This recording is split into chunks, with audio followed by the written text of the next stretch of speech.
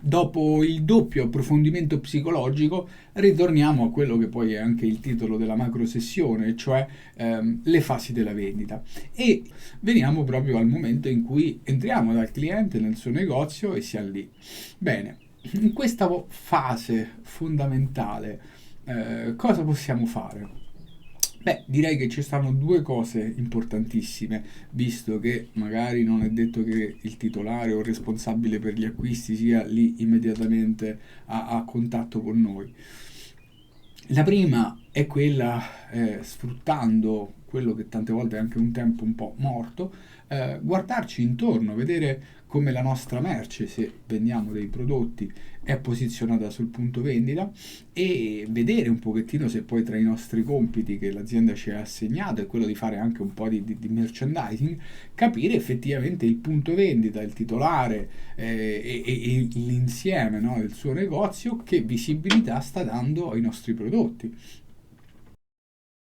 Di conseguenza, se c'è qualche cosa che possiamo appunto migliorare nel rispetto di quello che è lo spazio, la casa del cliente, capire ecco che cosa è possibile fare per riuscire a dare, no, la giusto posizionamento, visibilità alla nostra merce sul punto vendita. L'altro aspetto molto molto importante, prima che arriviamo poi a essere in contatto con il titolare, è quello di curare il rapporto con i collaboratori. Ehm, che ne sei cosciente o no, se i tuoi clienti hanno dei collaboratori, quelli che vendono i tuoi prodotti, se vendi prodotti o se vendi servizi è la stessa cosa, chi vende i tuoi prodotti, servizi al consumatore finale, molto spesso non è chi li compra, il responsabile degli acquisti o il titolare, ma sono i collaboratori che sono al contatto con il pubblico, il consumatore finale. Di conseguenza ti chiedo, ma quanto potrà essere utile stabilire un rapporto di vicinanza, simpatia, empatia anche con i collaboratori? La domanda è retorica, la risposta è scontata. Se sono loro che vendono i nostri prodotti e servizi e se non solo non gli staremo antipatici, ma riusciremo anche a curare un rapporto con loro per appunto essere simpatici, dargli magari qualche informazione che gli può essere utile per poi consigliare i nostri prodotti e servizi, ma soprattutto direi veramente curare l'aspetto umano.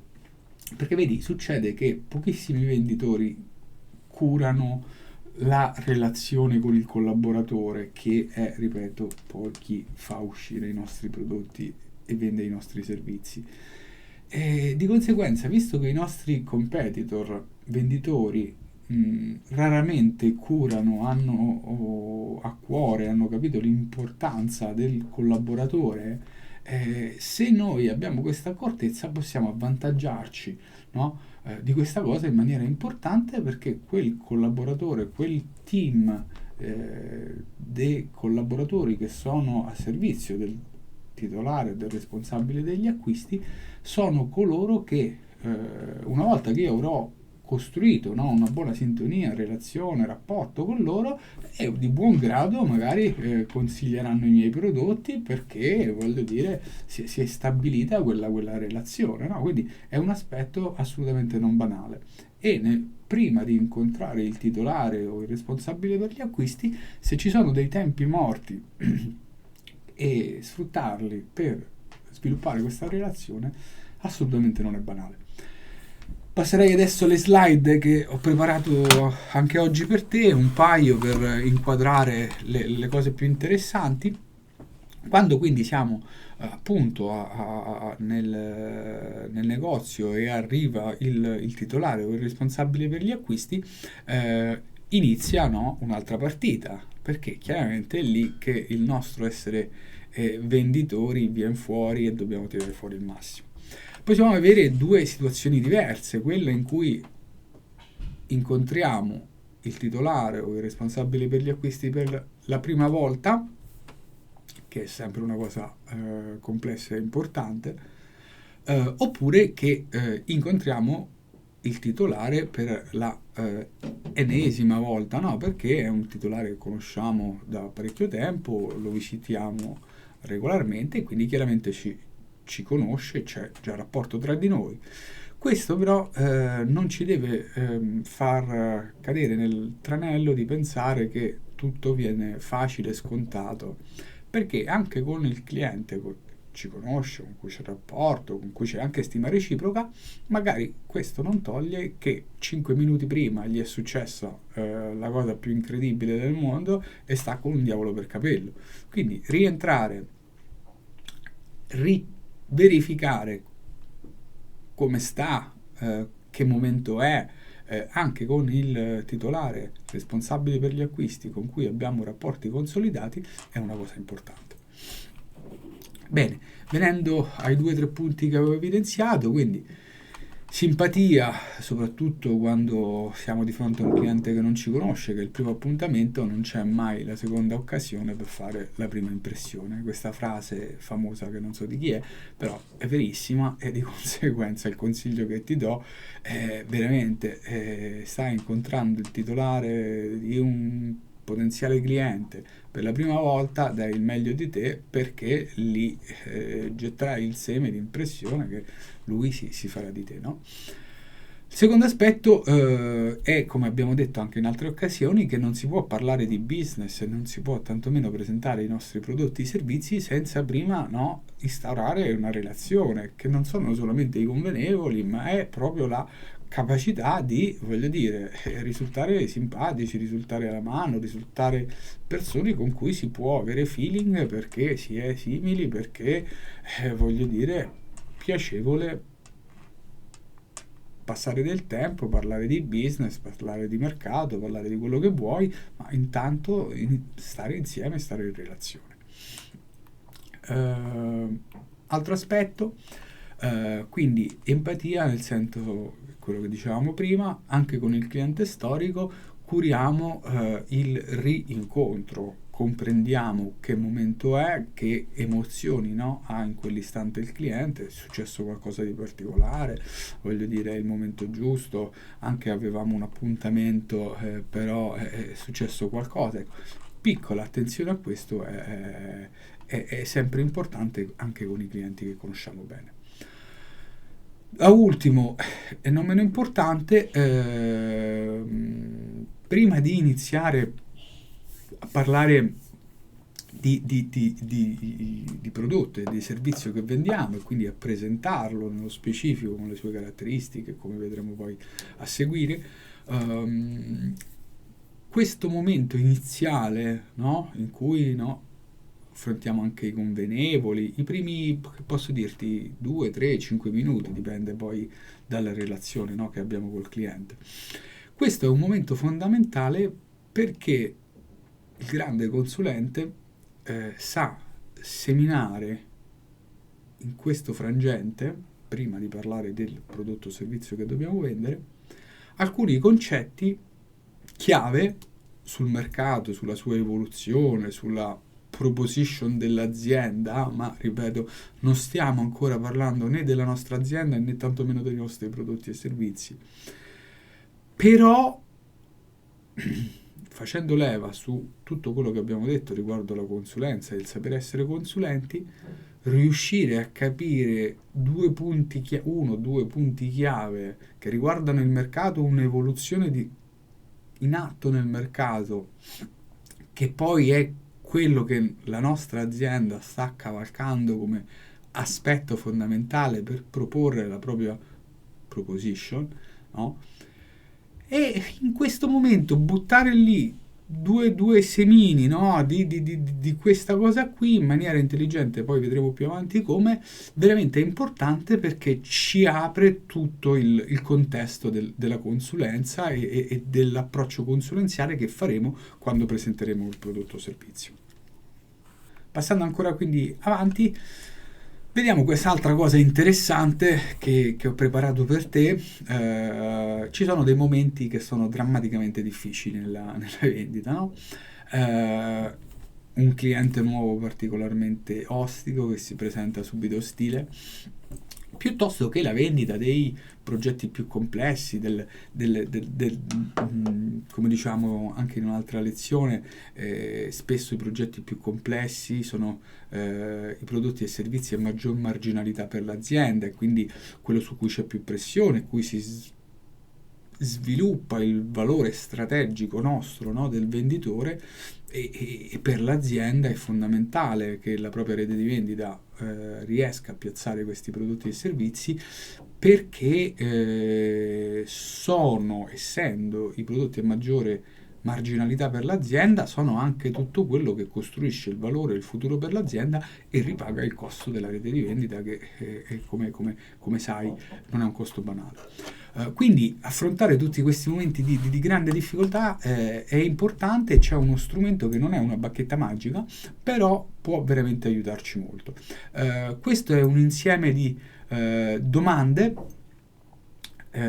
Avrai sentito nominare questa stupida frase: chi domanda comanda, ed è così, è vero.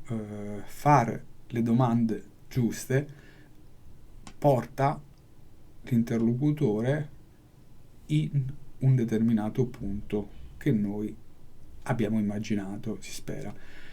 Altrimenti fare domande a caso è meglio non fare domande. Però se uno, ripeto, sa fare domande, e questo strumento è una serie di domande concatenate che ci aiuta ad affrontare questi momenti particolarmente difficili. Conoscerai sicuramente la differenza tra domande aperte e chiuse. Le domande aperte sono quelle domande che non comportano una risposta sì o no da parte del cliente.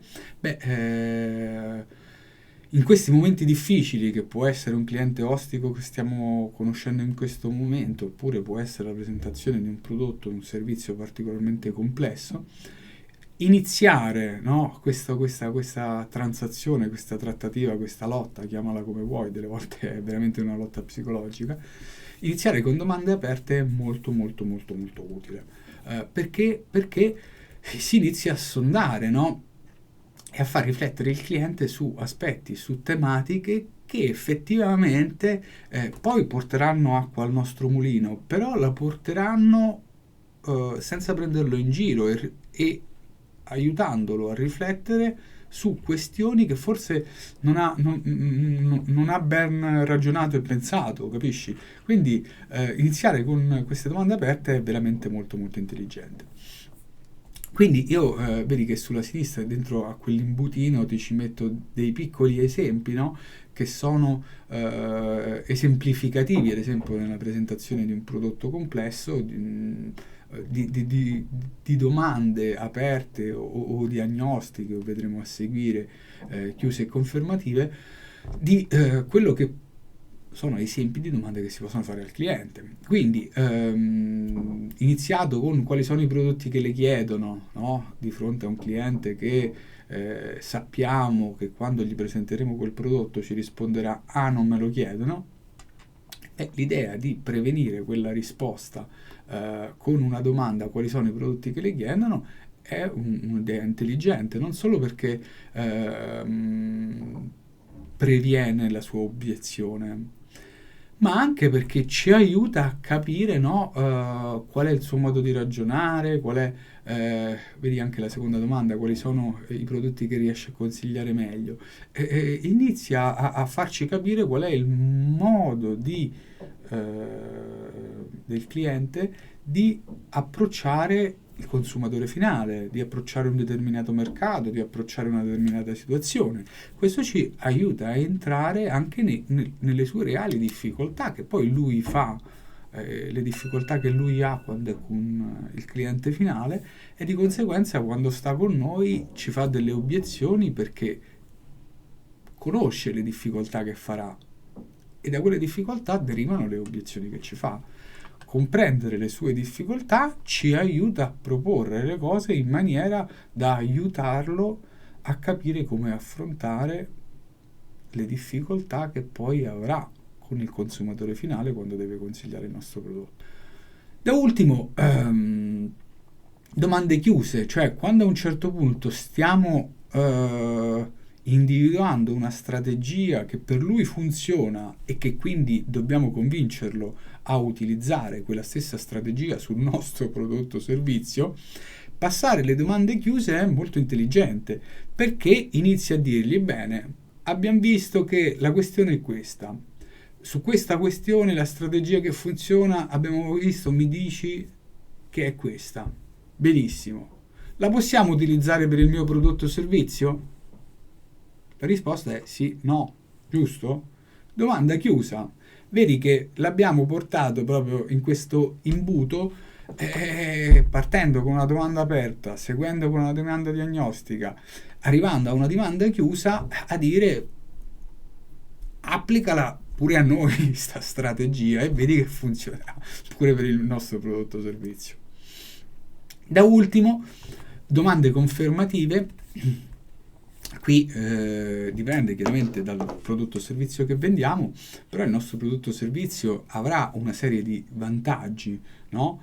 O la nostra azienda offrirà dei servizi accessori alla vendita di quel prodotto che saranno dei evidenti vantaggi per il cliente, per il nostro cliente.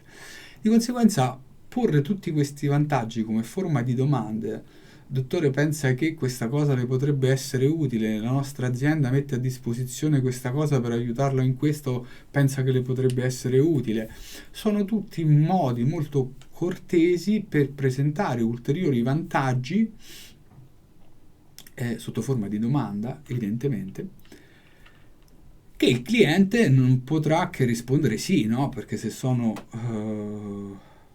proposte, attività, soluzioni che la nostra azienda offre spendendo dei soldi, no? Per dare un vantaggio al cliente, e noi gli domandiamo se quelle cose possono essere utili per lui, la sua risposta non potrà che essere sì. Questa tecnica è molto sottile, non solo perché presenta ulteriori vantaggi sotto forma di domanda, in modo che è il cliente che inizia a dirsi di sì, che quel determinato vantaggio, servizio, accessorio o quant'altro gli è utile, ed è lui che se lo sta dicendo rispondendo a noi. Ma oltretutto iniziamo a farlo salire sulla ruota del sì, quella che viene chiamata, no? Ti sarà mai capitato, no? Che a un certo punto il cliente entra sulla ruota del no e qualsiasi cosa gli chiediamo, anche di mandargli un prodotto gratis, lui ci risponderà no. Perché? Perché è salito, no? È diventato tutto no. A furia di dirlo una, due, tre volte, alla fine no, è sempre no. Bene, questa tecnica, no, che chiude con domande confermative su aspetti positivi del nostro prodotto, serve proprio a fare il contrario, a farlo salire sulla ruota del sì, a fargli abituare a dire sì, che effettivamente tutte le proposte che gli stiamo portando, le opportunità, le soluzioni, i vantaggi che la nostra azienda propone, e sono effettivamente vantaggi per lui, e continuando a rispondere sì, e alla fine la conclusione della vendita diventerà, no, più semplice, perché abituato a dire sì, dirà anche sì all'ultimo sì. Bene, questo era quello che mi faceva piacere dirti. Come al solito ricapitoliamo molto velocemente che abbiamo detto. Fase 1, ingresso nel negozio, tempi morti, sfruttiamo per verificare come è posizionata la nostra merce sul punto vendita, la sua visibilità. Sviluppiamo rapporto con i collaboratori, sono loro che fanno uscire i nostri prodotti e presentano i nostri servizi al consumatore finale. Secondo, attacco col cliente, simpatia, attenzione alla prima impressione. Se è un cliente conosciuto, stiamo lì e capiamo un attimo che momento è, come sta di umore, di tutto quanto, perché è importante, e sfruttiamo i momenti iniziali per seminare uno o due macro concetti di consulenza su quello che poi vogliamo e andremo a riprendere presentando i nostri prodotti e servizi o la value proposition della nostra azienda. Da ultimo, le sfide impossibili. C'è una tecnica, ricordala, una serie di domande aperte, diagnostiche, chiuse, confermative. Non sono la bacchetta magica, ma ti possono guidare con questo funnel, no? A portare il cliente su posizioni che convengono anche a lui, ma con uno strumento molto molto efficace che ti può aiutare ad affrontare questi momenti particolarmente difficili. Questo è quanto, ci vediamo alla prossima lezione.